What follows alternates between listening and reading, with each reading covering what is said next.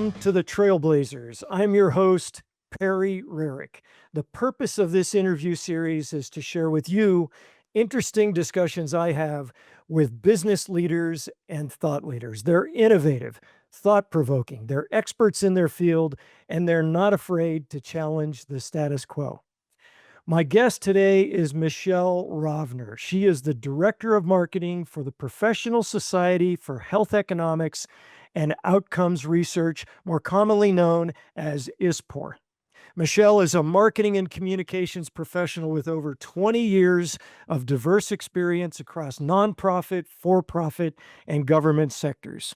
She has a reputation for being a strategic thinker and a creative problem solver. She currently leads highly effective communication campaigns that align with key sales, marketing, and stakeholder engagement objectives for ISPOR. Her experience includes brand development, public relations, digital marketing, social media management, market research, and product launches. And she's passionate about using data-driven insights to inform marketing strategies. And Michelle is a leader. And I don't use that term lightly. And I'm going to offer an analogy to help explain that a little bit. If you've ever been to an orchestra concert, there's that period of time before the concert begins when all the musicians are taking the stage and they sit down and they're tuning and they're playing runs, all different runs, all at the same time, and it sounds like chaos. And then they go silent. The conductor takes the stage, taps their baton, and with one downstroke, they create beautiful synchronous music. That's what Michelle does for marketing campaigns, and everybody wants a maestro like her, or we want to be a maestro like her. Michelle, welcome to the Trailblazers. Thank you, Perry. Well, that was quite the introduction. I appreciate you having me on today. Well, this is going to be an awesome topic. Our topic today is messaging, and this is something that Michelle and I both believe passionately, we pretty strongly, that we don't often appreciate messaging enough, nor do we give it enough time and effort in message development. So I'm going to think about when you're on the receiving end of messages. You're trying to make sense. You're not giving it a lot of time, virtually seconds. But I also want to expand messaging to include, articles, case studies, blogs. Okay, messaging goes into those too. But we read these things, and at the end, we're like, "What? What was that? What was that all about?" We don't clearly understand what is trying to come across from this business. Michelle refers to that as a word salad, which I really love that term. I think it's very apt. And that's what we're going to talk about today. How can we avoid those or not create those word salads? But first, Michelle is part of an organization called ISPOR, and I want to give you a couple minutes to introduce the audience to that, because not everybody will be aware of that. So, Michelle, can you tell us what ISPOR is? What does ISPOR do? Well, ISPOR, as you said, is the Professional Society for Health Economics and Outcomes Research. It's the leading professional society dedicated really to advancing health economics and outcomes research to improve decision making in healthcare. Basically, the society brings together a diverse community of researchers, policymakers, industry leaders, and other healthcare stakeholders to really develop and apply health economics and outcomes research best practices.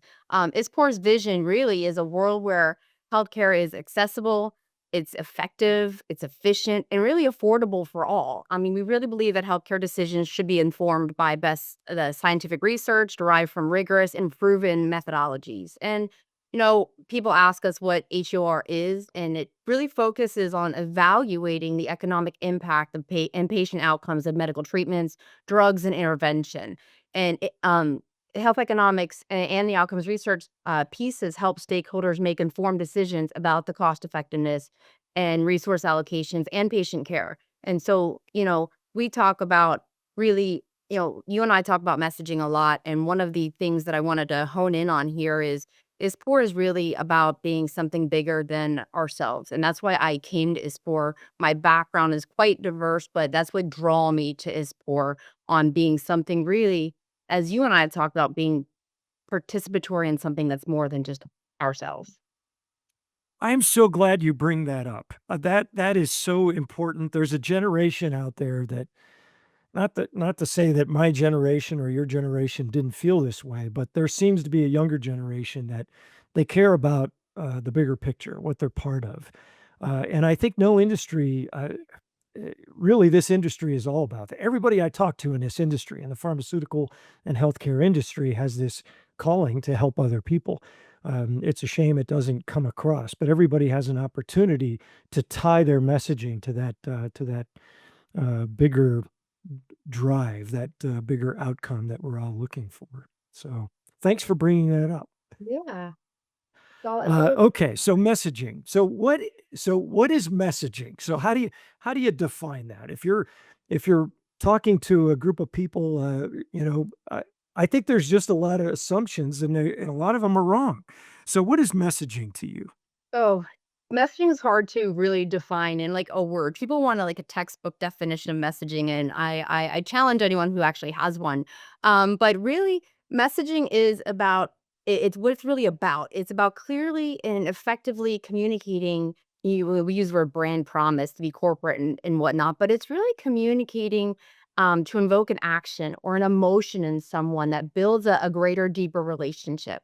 And I want to call out, it's not a script, it's your lead behind. What do you want people to take away from what you just read?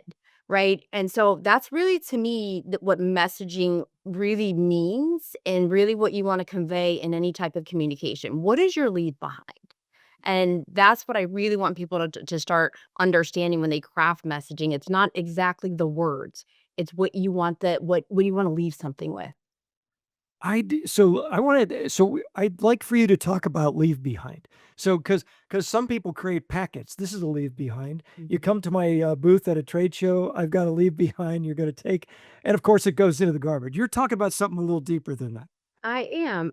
So for example, when I meet someone, I will remember the story or I'll remember something about someone. Maybe not exactly word for word, every detail or their product descriptions, but I'm going to remember something about the story that they told me.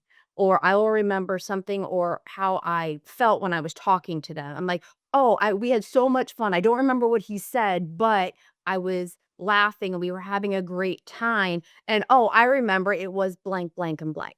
That's really what I mean the leave behind, like, what you innately remember about an experience, a conversation, an article. So, that's when we talk about messaging, how you want to invoke that into someone. Yeah, great description. I agree with you. That's rich. Okay, so now we're going to get into kind of the best practices and everything. But before that, Um, and I think a lot of my thoughts are a lot of people maybe skip this step. But before you can start crafting the message, you kind of have to spend some time in what do we want to say, okay? And because I've seen people talk about things they have nothing to do with. They just, maybe they get a lot of clicks, they get a lot of eyeballs, but it's not the right leave behind, to go back to what you just said. So can you help the audience, help me understand, the difference between themes, topics, master messages, all of those high level things that we should be thinking about before we actually create a message?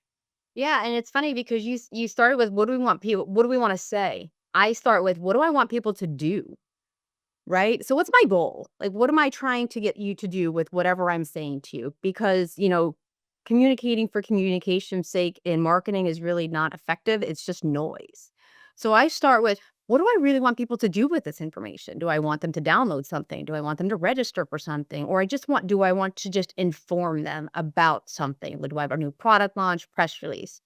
So when we talk about master messaging, of course, your master message should always tie to your business goals. And your business goals support your mission, vision, and value at an organization. So ultimately, when you're crafting messaging, you really should be tying all the pieces together. One individual product, yes, ties to a revenue goal if you sell that product. That revenue goal ties to a greater business objective of the year, which then for ISPOR ties into our greater mission, right? So it's all linear, but as a marketer, it's our job to tie the pieces together and connect the dots, both for internal stakeholders all your C-suite people, all the individuals, all the way down to your staff. So they know when they're communicating in the elevator, they don't have a script, but they have key messages that if someone says, "Hey, what does your organization do?" They have the tools to communicate effectively because they become your brand champions. They are your voice externally without marketing, if you will. So when we go through like themes and topics, so ISPOR puts on a number of different conferences. So each conference has a different theme. So a lot of our communications for the conference specific items have themes. Inside those themes are different areas of interest, topics, real world evidence, clinical outcomes, economic evaluation. All of those sub messages support those interest areas. The audiences that are interested in that roll up to our theme that gets people to register for a conference. So it's all linear. So when we talk about orchestrating, if you got the basses playing this over here, but your drums are doing this over here, it is not exactly the picture perfect symphony that you like to hear. It's basically kind of like a clustered hot mess, and that's what we want to avoid. Yeah. But so often we run into those hot messes that we're left scratching our We heads. do. We do. What are some other something that would fall under the category of best practices? So you did a very clear way of explaining how they all fit together and who's carrying that weight to a target audience. What are some other best practices?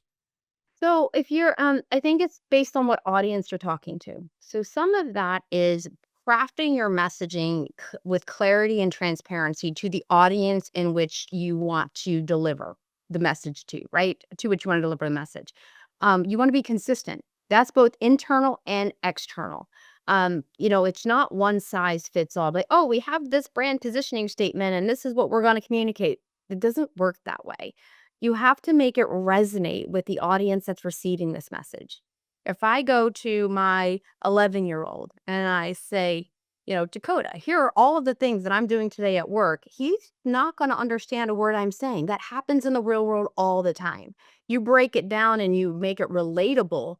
You love soccer. So I make everything relatable to what the audience is interested in. So if you can make it relatable, and that's different than personalization. I do want to call out personalized messaging and relatable messaging are not the same thing. There's overlap, but they are not one and the same. Again, you have to craft messaging to the audience in a way in which they want to receive it, in a topical area of interest that they will find insightful, and you have to basically tell them what you want to do with this information. People read an article and like, cool.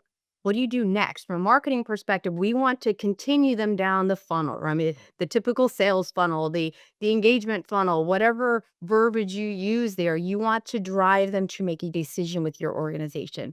Be it at ISPOR, become a member, attend a conference, take a short course. So, what do we want them to do with this information is really what's key. I go back to when you're crafting messaging, what's the goal of this message? What do I want them to do with it?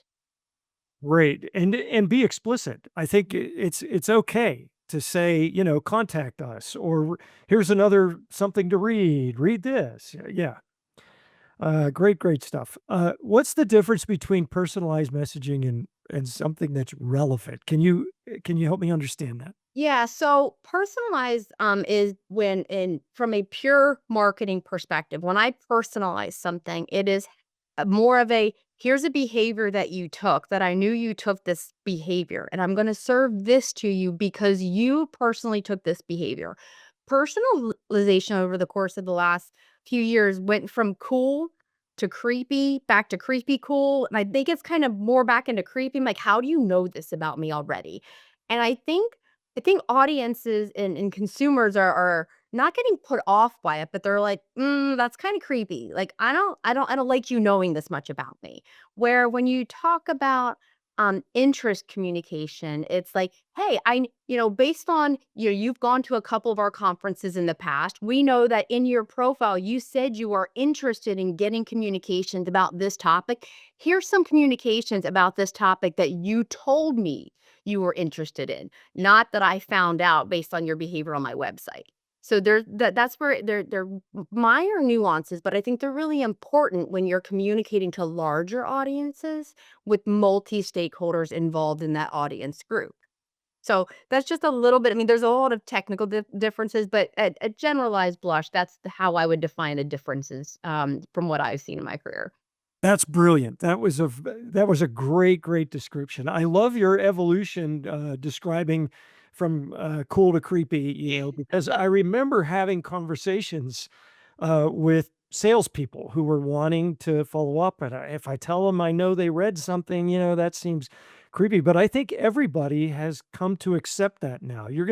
I'm engaging in some content, you're gonna know something, and if you actually pay attention to that and then serve me up with something of value, why wouldn't I be open to that, right? I think it's the way you communicate that you know something about them, though. We talk about messaging. I'm not going to say, "Hey, Perry," in an email. "I saw that you opened my email and you clicked this link and you downloaded this. And because of that, I'm following up on a sales call." You're not going to say that. But if you say, "Hey, I've noticed that you've been engaging a lot with our content that talks about this topic. Is your organization struggling in this area? Let's have a conversation to see how we might be able to help you." That is a very different conversation than the initial one that I brought up about, "Hey, you clicked on this and all the behaviors that you took for me to give you a phone call." Excellent. So, when you're putting together a messaging campaign, and you're thinking, big, right? More strategic in nature, how do you define the outcomes you're seeking? Are you doing it all at once? Is your messaging, specific and aligned with all of these outcomes? What does that look like as you're going through that process? Well, I will love to say that, oh, yes, it is a pretty painted Picasso picture. It's not. It's a lot of trial and error. But you start with the foundation, right? The importance is aligning your message to your intended outcome. Let's take a very specific example. We are in the throes of our large campaign for our international conference for ISPOR. So I know my ultimate goal is to get people to come to our conference. But I'm not going to just say, "Come to my conference," right? So that would be great if all of these individuals would come just because I asked them to show up. That would be one crazy party. But the reality is we talk about, okay, here's what we want them to well, here's the final act we want them to do. Register for the conference and come and have a fantastic time. Well, how do I get them to come? Well, there's website development. What's the core way in which we're going to communicate with these individuals? Well, I have to have them have a place to go to register. So that's the website. What message goes on our website? What content goes on the website? That then breathes content into what are the speakers going to talk about? So content is just not just forward facing.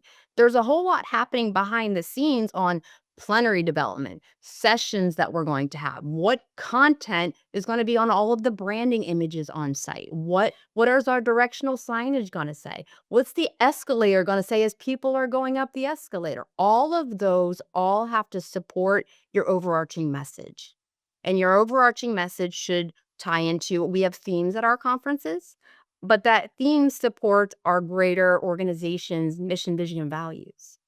It's all linear. So if you are able to tie those pieces together, you create what was more of a experiential marketing campaign. It's the entire experience that people have by coming to your event, communicating about your event, engaging with your website, talking to your members, talking to any staff member. We create talking points. Inside, we have an on-site staff guide that really showcases, answers questions like, where's the bathroom? So everyone has the same information to be able to be resourceful, helpful, and that's so people that are attending our conference have a great experience. All of that ties to messaging, and I don't think people think about it that way, but all of those touch points should elevate and should accentuate the brand communication that you are trying to convey at these larger scaled events, all the way down to a social media post. So, and you look at a hub and spoke model, you got a centralized wheel. All of the spokes of that wheel should come back to that core message and what your brand is trying to convey to its audience. Very complex, but you're so clear. I really like how you're describing this. How so who would be involved in that? This is more than just somebody who's creating some messaging that's going to an external audience. Who's in the room? How does that happen? And you can use ISPOR as an example. Yeah, so for ISPOR, I mean, in the room when we come to mission, vision, value statements is very different than who's in the room when you were saying what's going to go on this sign. So when I said it depends, I hate that response, but really it depends. When you have a core organizational message that is really centered around who you are as an organization, what your mission is, what your core values are, and what your vision as an organization is, that's really at the we my CMO and our C-suite, of course, and our board are very tight. That is the review approval, but there's a lot of drafts that go up to that, right? Once that is solidified, it sounds like a very long, laborious process, but it's really not. It doesn't have to be. Sometimes it is, but it does not have to be. Once you understand that as an organization, crafting messaging for different events isn't that difficult. It's because you have that foundation or that where you always resonate. Can I tie it back to this?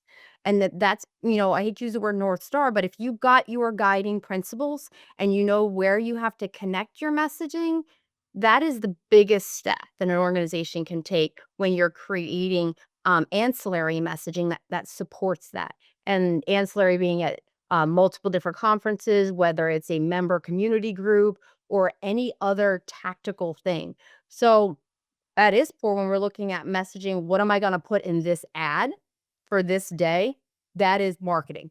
I don't go outside of marketing, right? But if we say, what is the opening plenary welcome going to include that I'm highlighting in this ad? Well, that is a much larger conversation. Of course, the CEO, whomever's giving that welcome, our branding individuals, business development sometimes has a play in some of those things on not crafting, but how do I use this?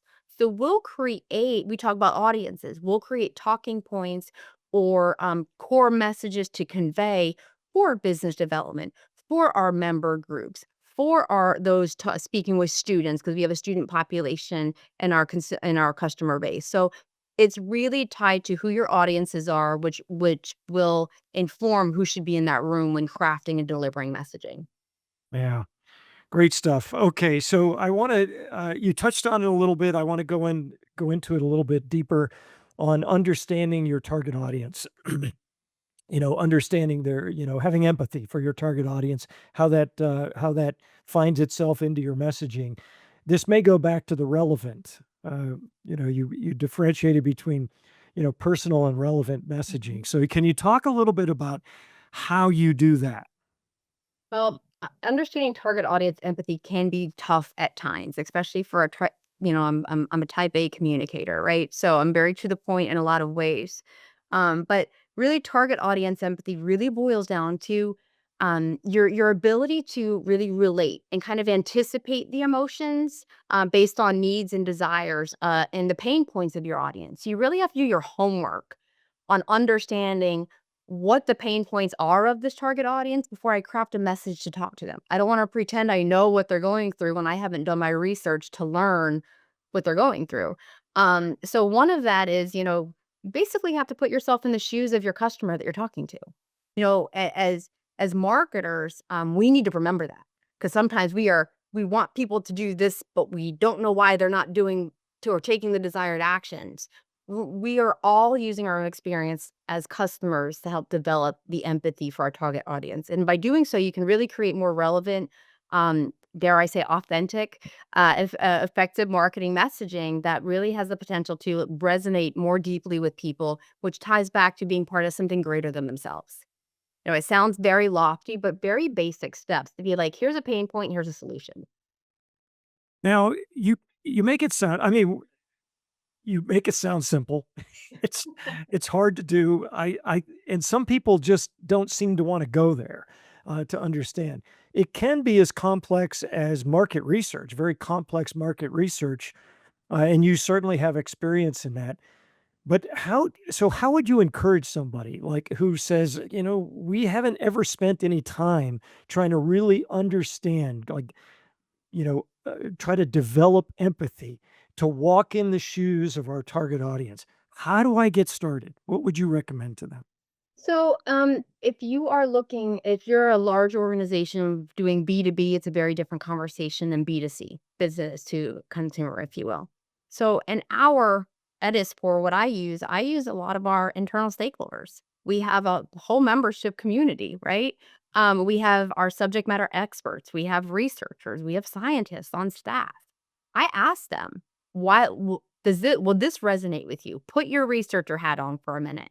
And sometimes I take a step back and I give it to someone who has no idea what I do for a living, no idea what health economics and outcomes research are. So, does this make sense to you? Plain language will go a very long way. It's really tough to get to simple. I mean, it is very tough to get to simple because people innately want to sound intelligent. We want to come off as smart and that we have the best product on the face of the planet. But that's where my term word salad. I'm like, you got everything but the kitchen sink in this message. What am I supposed to take away from it? Speaks in very clear, simple language. And sometimes that makes you sound way more intelligent, and your message will not need a decoder ring to figure out what you're trying to tell me.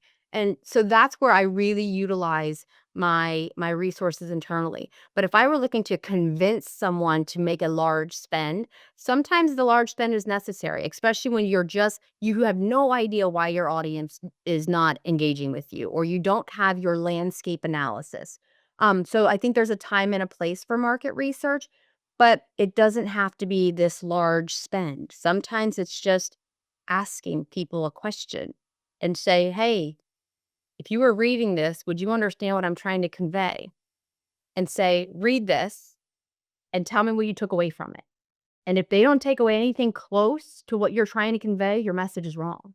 Yeah. Change your message and ask them, "What would make you feel this? What other words should I use?" And sometimes it's not even a word, it's rip and replace. But most times you just need to tweak some things. And a lot of times it's just the tone and delivery. You talk about, what platform people use, the tone in which we communicate. Sometimes people don't take a desired action because they didn't perceive your communication the way you intended it. So ask and say, "I'm trying to say this. What other ways can I say this so I hit the mark a little closer?"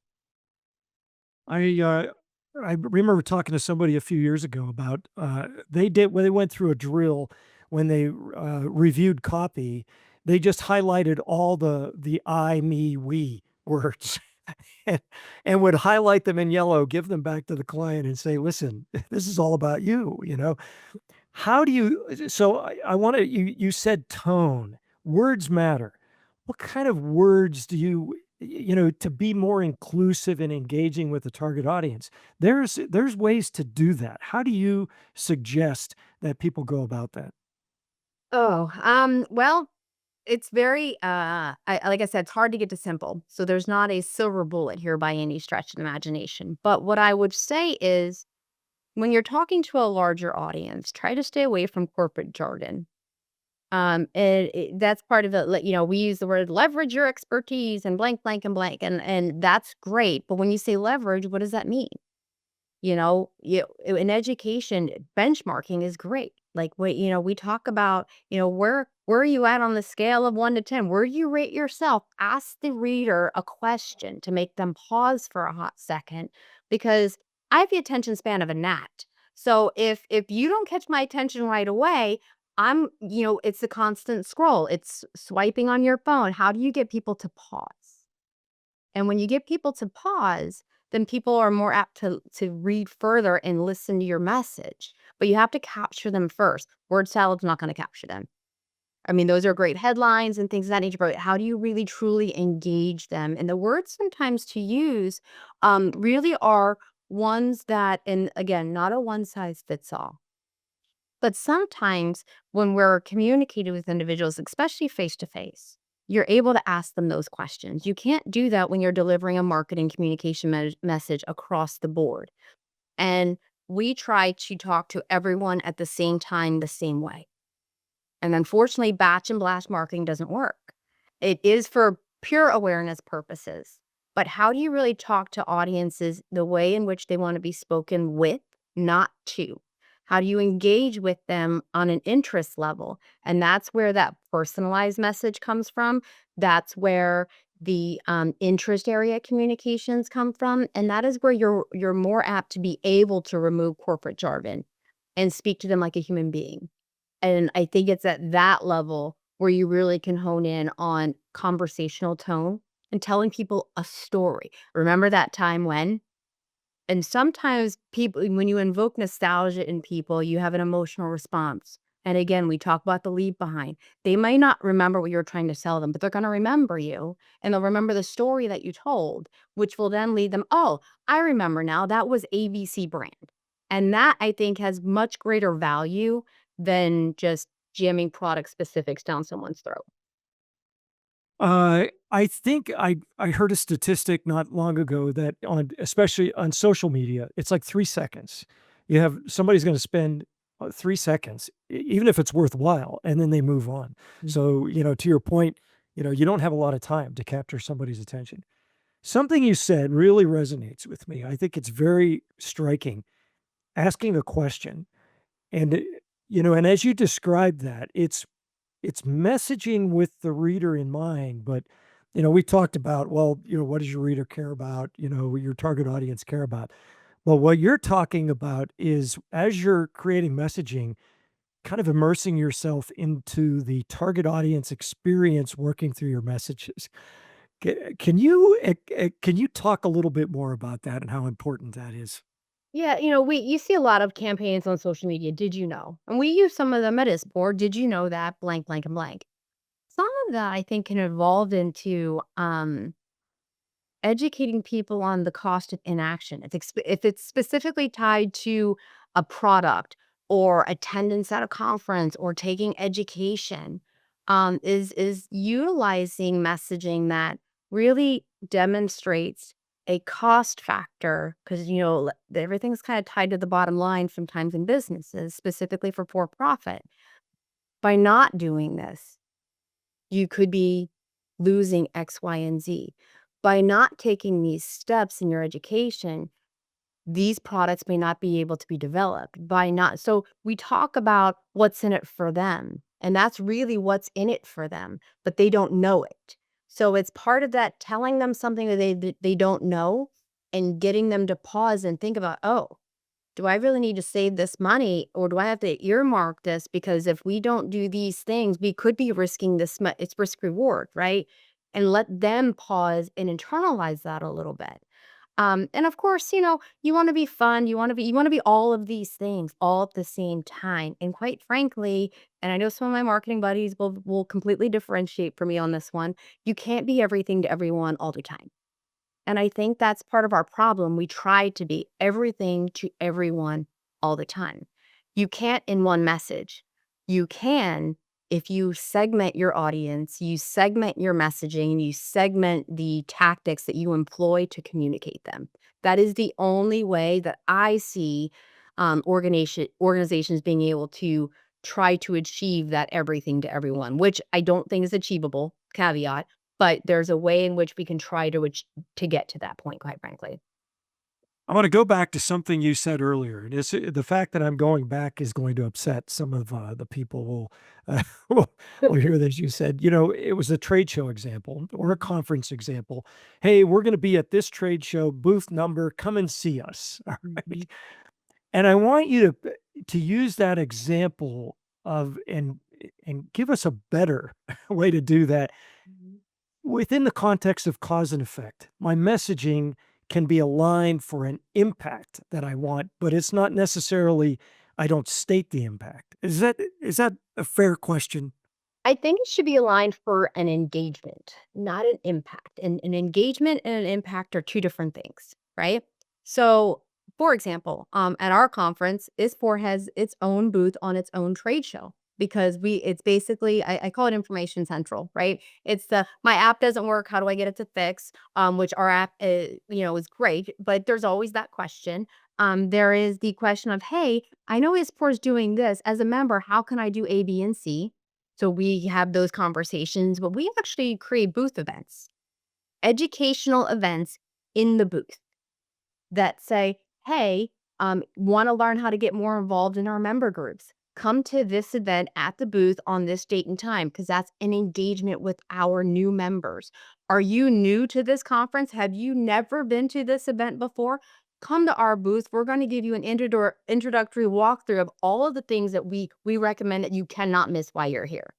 So if you are at a trade show, you wanna start by getting them to your booth for something other than a sales pitch, because 'cause they're not gonna come for a sales pitch. They're gonna come because you have great tchotchkes or giveaways that someone saw, or you have food, or you have coffee, or later on there's a reception.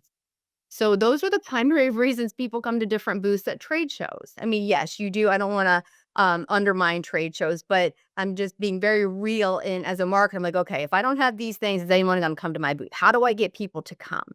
So I would challenge them with interactive experiences. I mean, we're in a digital world, and there are, I mean, yes, interactive digital experiences at trade shows are expensive. But if you've got some spend, that is one way to drive engagement in your booth to where you can then have a natural conversation with people about products, pain points. And that's where we talk about booth training and that messaging guide that I brought up earlier. You train your staff that you're sending out to different conferences on your behalf on how to engage with people, how not to be the direct salesperson, how to engage, how to communicate, how to tell a story, how to listen to the person about their pain points, and not just be like, "We can fix that." No, just listen to my pain points, listen to what's challenging my industry, listen to what's challenging my everyday work, because ultimately, we need to do more with less, and we can't buy time. So how do you make my job easier? And really, that's what we wanna convey. How do we augment and make your job easier? How do we make education more digestible in this space? How do we elevate your expertise in this space without you having to take 9 hours out of your day that you don't have to take this course? So there's ways in which we communicate that to really, really drive engagement first, and then let the relationship blossom from there. Great example. That's just a super example and great, trade show examples as well. I remember, not remember, I mean, most trade shows I go to, there are those handful of companies that do presentations in their booth. Now, it's a bigger booth. They have to spend a little more money on it, but they're not doing sales pitches. They have a subject matter expert who is enlightening people, who's teaching them something they may not know. And of course, people who have an interest in that show up, and it's so much more effective than having a few business development people hanging out, ready to, hand you a brochure, and that's going to upset people. So Yeah. I apologize. That's the ugly, but I apologize for doing that. But you're trying to help them, perform better. Um, so another question: getting a subject matter expert to author messaging is impactful or effective or engaging. Your better term. It more effectively engages target audiences. But I want to talk like big. There have been companies I've worked with that when it comes to message approval, getting something approved to go out to an external audience, it's like they're doing it for the first time. It takes forever, months. It's unbelievable. One case study, and now, it months later, and they're still waiting for legal to approve it, and then it comes out illegal, and it's entirely rewritten. So, what are some best practices? How do you do it at ISPOR? Who's involved in making that approval? So I will say, you know, as a smaller, organization, nonprofit, it's a little different. I've worked for a large organization that needed to go through legal review. We were a publicly traded company at that time at the organization I was at. So that's all that completely different fruit baskets, not even apples to apples comparison. So I want to be mindful that it is organization based, it's hierarchical based, and it's really if you have a higher authority that you have to get approval from, be it if you're publicly traded versus if you have a board. So I do want to be mindful of it is situational.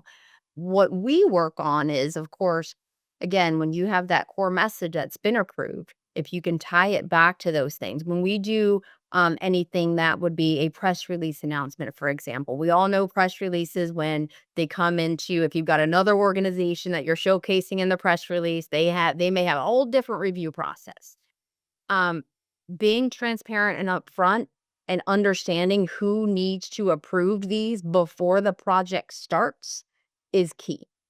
Because if you can build that timeline for product launch or when you wanna make the announcement and backdate it based on the approval times, that will help alleviate the stressors of missing that deadline. It won't change the challenge of getting approvals. That again is I think relationships in the organization, trust that you build with your senior members of your staff and your board, the your track record of execution against projects helps when you trying to get approval of things.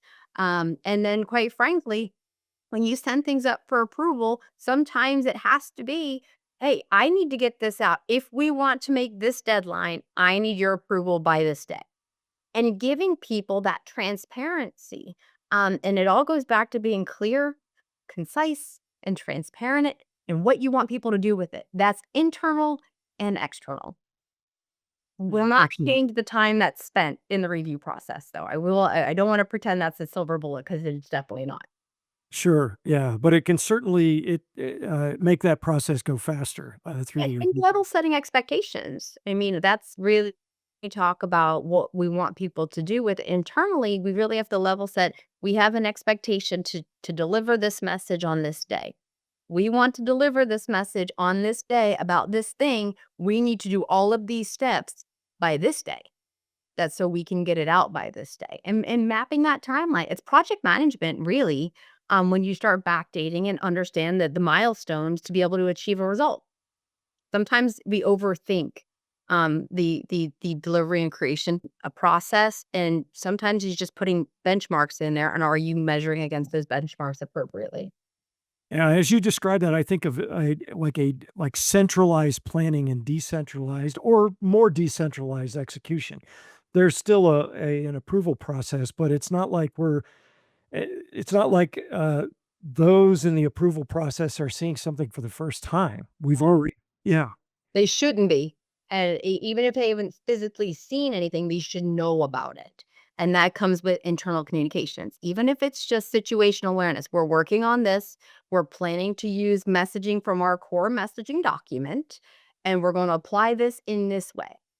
Any concerns there before I start working on the said edit review thing? And sometimes it's just people it gets too far downstream without leadership being aware of it, which then causes the rewrite or the, "No, I'm just gonna tear this up, we have to start over," or it comes back completely different from legal. Sometimes just having that awareness up front and helping to shape that along the way, be like, "What are you trying to convey? What do you want to see? What in your perfect world, what should this press release convey to the reader?"